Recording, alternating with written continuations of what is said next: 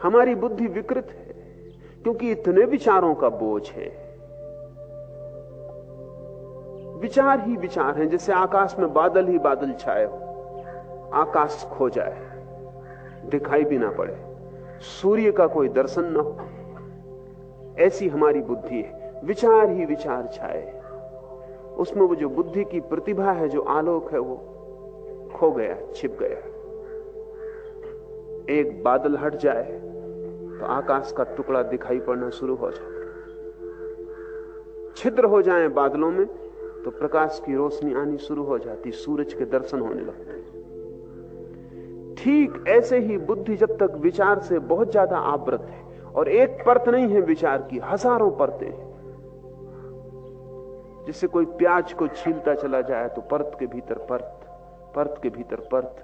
ठीक ऐसे विचार प्याज की तरह, एक विचार की परत को हटाएं दूसरी परत सामने आ जाती, दूसरे को हटाएं तीसरी आ जाती। एक विचार को हटाएं दूसरा विचार मौजूद, दूसरे को हटाएं तीसरा मौजूद। ये परत दर परत विचार है। ये हमने जन्मों में इकट्ठे किए, जन्मों जन्मों में। ये धूल है जो हमारी लंबी यात्रा में हमारे मन पे इकट्ठी हो गई। जिससे कोई यात्री रास्ते पे चले तो धूल इकट्ठी होती चली जाए,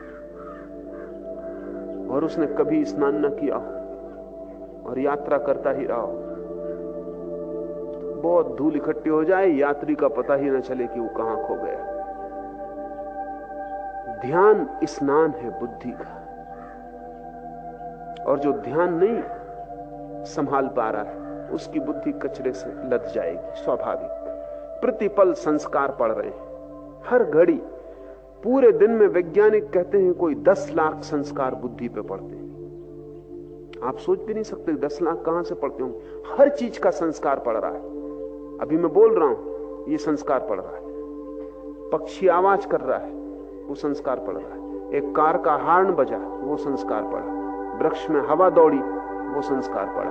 पैर में एक चींटी ने काटा, वो संस्कार पड़ा। सिर में थोड़ी पीड़ा हुई, वो संस्कार पड़ रहे हैं 10 लाख संस्कार दिन भर में, 24 घंटे में, और ये सब इकट्ठे होते जा रहे हैं। ये संस्कार धूल है, और ये हम जन्मों से इकट्ठे कर रहे हैं, इसलिए बहुत परतें इकट्ठी हो गई। जब आप सोए हैं तब भी संस्कार पड़ रहे हैं। नींद लगी है आपकी, लेकिन इससे कोई फर्क नहीं पड़ता, क्योंकि बुद्धि पूरे वक्त काम कर रही। बाहर कोई आवाज होगी, नींद में भी संस्कार पड़ रहा है। गर्मी पड़ेगी, संस्कार पड़ रहा है। मच्छर आवाज कर रहे हैं, संस्कार पड़ रहा है। करवट बदली, संस्कार पड़ रहा है। गर्मी है, सर्दी है, पूरे पूरे समय बुद्धि इकट्ठा कर रही है। हर चोट। बुद्धि की क्षमता बहुत ज्यादा है। वैज्ञानिक कहते हैं कि अनंत संस्कार बुद्धि इकट्ठी कर सकती है।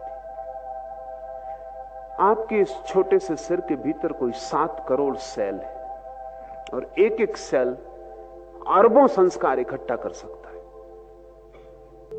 इसलिए कोई अंत नहीं। सारे दुनिया का जितना ज्ञान है वो एक आदमी की बुद्धि में समाया जा सकता है।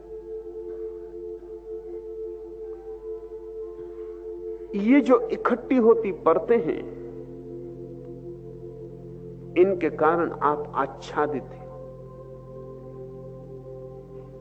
इस आच्छादन को तोड़ना पड़ेगा। इस तोड़ने का प्रारंभ बुद्धिमान साधक को चाहिए। पहले वाक आदि समस्त इंद्रियों को मन में निरुद्ध करे। इसलिए मौन का इतना मूल्य है। मौन का अर्थ है कि आप बाहर और भीतर बोलना बंद कर रहे हैं, क्योंकि बोलना बुद्धि की बड़ी गहरी प्रक्रिया है। बोलने के द्वारा बुद्धि बहुत कुछ इकट्ठा करती रहती है, और जो भी आप बोलते हैं वो आप सिर्फ बोलते नहीं हैं, बोला हुआ आप सुनते भी हैं। उसके संस्कार और सघन हो जाते हैं। जब आप एक ही बात बार बार बोलते रहते हैं तो आपको पता नहीं कि आप बार बार सुन भी रहे हैं। संस्कार गहरे होते जा रहे हैं, और आप कचरा बोलते रहते हैं। सुबह अखबार पढ़ लिया, फिर दिन भर उसी को लोगों को बोले चले जा रहे हैं। कोई व्यर्थ की बात जिसका कोई भी मूल्य नहीं, जिससे किसी को कोई लाभ नहीं होगा, उसको आप बोले चले जा रहे हैं। अगर आप अपने 24 घंटे का विश्लेषण करें तो तो आप पाएंगे कि 99% तो कचरा था। जो आप न बोलते तो किसी का कोई हर्ज न था। ध्यान रहे, जिसे बोलने से किसी को कोई लाभ नहीं हुआ है, उसे बोलने से हानि निश्चित हुई है। क्योंकि न केवल आपने दूसरे के मन में कचरा डाला है, जो कि हिंसा है, जिसका कोई मूल्य नहीं है, वह आप बोल के दूसरे के मन में डाल दिए। और जब आप बोल रहे थे तो आपने फिर से सुन लिया है, वह आपके भीतर दोबारा गहरा हो गया, उसकी फिर से संस्कार पड़ गया, फिर कंडीशनिंग हो गई। अगर आप एक असत्य को भी बार बार बोलते रहें तो आप खुद ही भूल जाएंगे कि वो असत्य। इतने संस्कार भीतर पड़ जाएंगे कि वो लगने लगेगा सत्य। एडोल्फ हिटलर ने कहा है कि कोई भी असत्य को सत्य करना हो तो एक ही तरकीब है, उसे बोले चले जाओ। दूसरे ही मान लेंगे ऐसा नहीं है, आप खुद भी मान लेंगे। आप अपनी जिंदगी में देखें, कई असत्य आपको सत्य मालूम पड़ने लगे, क्योंकि आप इतने दिन से बोल रहे हैं कि अब आपको भी स्मरण नहीं रहा कि पहले दिन ये बात असत्य थी। बहुत बार संस्कार पड़ जाने से गहरे हो जाते, लीक बन जाती।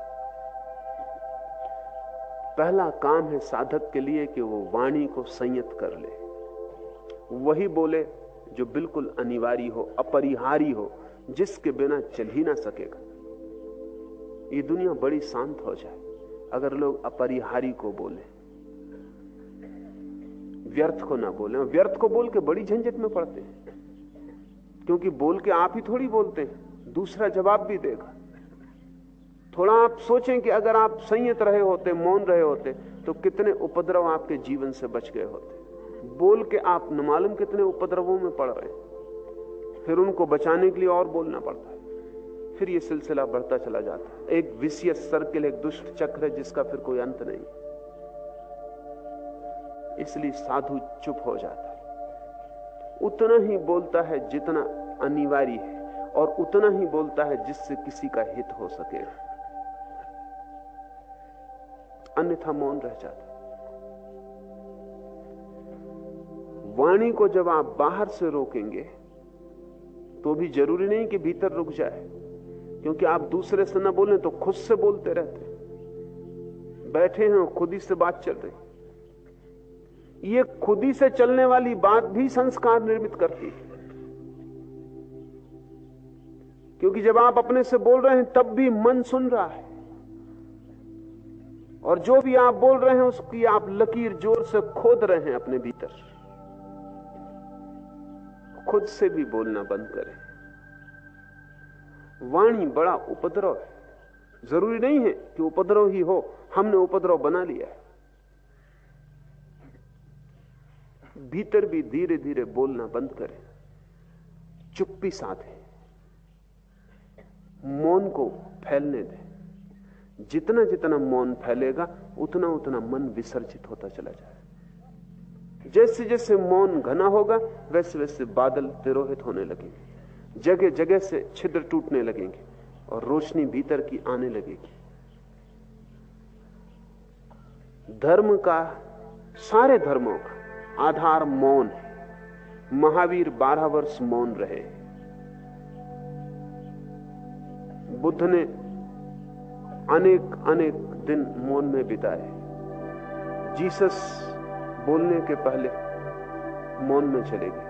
उनका अवतरण हुआ जब वे परम मौन की अवस्था में थे। इस जगत में जो भी सत्य का अवतरण हुआ है वो तब हुआ है जब भीतर चुप्पी, सब शांत।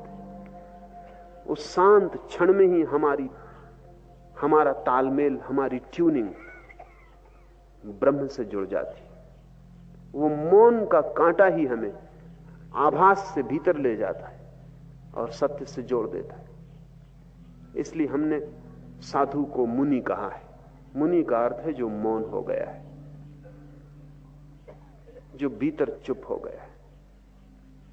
असल में वही बोलने का अधिकारी है जो भीतर चुप हो गया हो, क्योंकि उसके बोलने का कुछ मूल्य होगा, क्योंकि बोलने का अर्थ होगा उसने कुछ जाना है जिसे वो दे रहा है।